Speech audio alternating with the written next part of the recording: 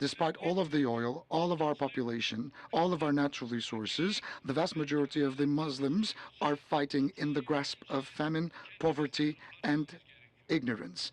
And in order for that to be eradicated once and for all, we have to look towards ourselves and start a self-criticism, because our holy book of Quran commends us to question ourselves. We cannot blame others for our failures. Addressing the KL Summit 2019, Erdogan said a solution to global problems should be found with an understanding that focuses on the people instead of an interest-oriented perspective. He also emphasized that the world's system needs a new structure based on justice and equity. The United Nations was established in the aftermath of the Second World War in order to defend the rights and the interests of the global powers. However, the Security Council of the United Nations is not representing 1.7 billion Muslims of the world, and I believe that the Security Council is way past its expiry date.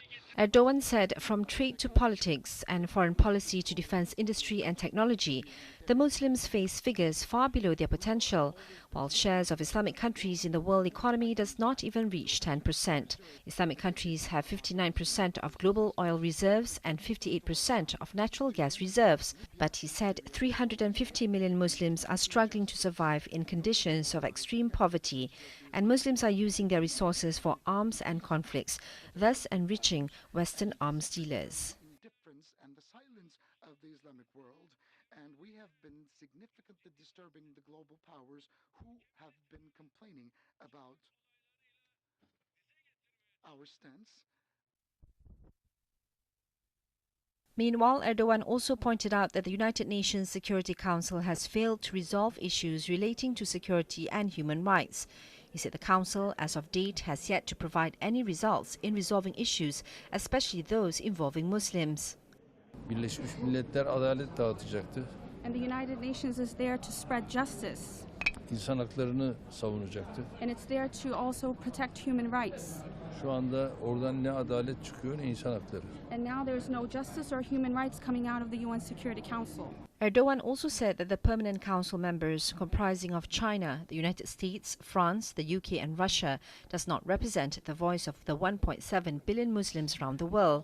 The council is also seen as becoming irrelevant, whereby Turkey is now the home of more than 4 million refugees without any form of support, and Turkey has spent more than $40 billion to help the said refugees. The European Union, however, has pledged its commitment in providing aid, and as of to date, 2.65 billion euros has been channeled to Turkish NGOs. Just due to the fact that we remain indifferent, we are not weak, we are not feeble. On the contrary, we are very strong. There is no difference between us as the members of